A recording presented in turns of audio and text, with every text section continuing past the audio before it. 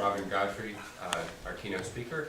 Robin is a professor, as he said, of economics at Sewanee, but he is kind of a jack of all trades. He's really dabbled in lots of different disciplines and thought about a lot of these issues from very comprehensive means.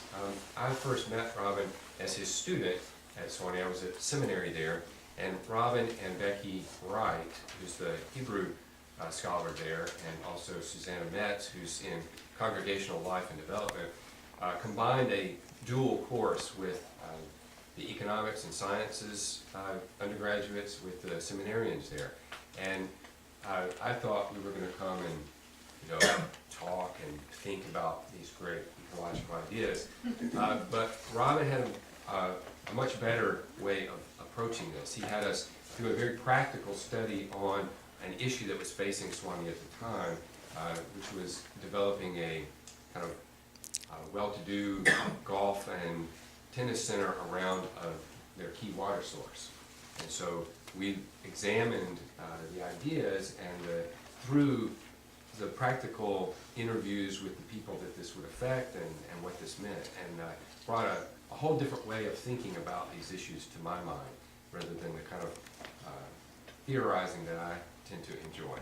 So I don't know of all the many degrees that Robin has. I wouldn't commend you to him on that basis. I would commend him to you on the fact that he's thought deeply, that he cares deeply, that he plays the banjo and the flute, and that he has a really unique perspective on this. Robin.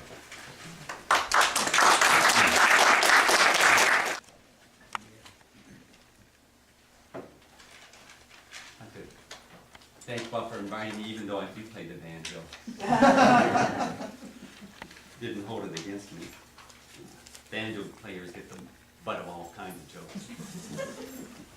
I wonder if you might just take a moment to pray. Quiet a moment. And I'd like to start with a couple quotes. First of all, from Proverbs. Where there is no vision, the people perish.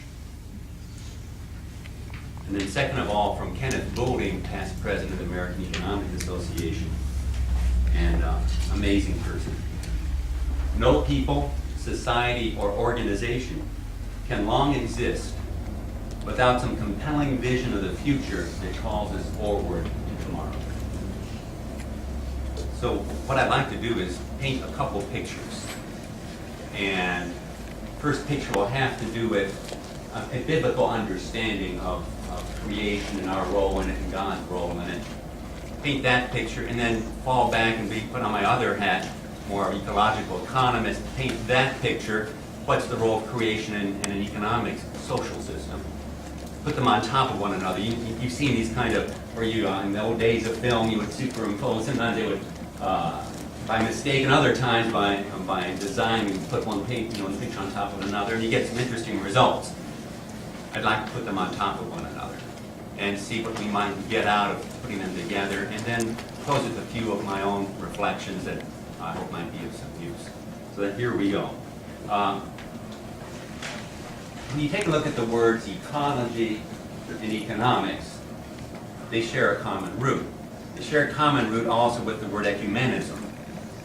And that word is oikos, or household. And a household is a group of people who interact and live in the same place, right? In economics these days, we're getting rather hot on households as opposed to families, because we have many individuals just living by themselves, and that has ecological consequences and all sorts of consequences. And this household idea is one where we have to study relationships within it. And what I would like to posit for us today is that relationships are really at the root of any real analysis of the kind of ecological situation we find ourselves in. So I'd like to start by looking at the relationship between God and creation and humans. Then we'll go on in the next part. We'll take a look at that same set of questions, however, from the economic perspective, and then just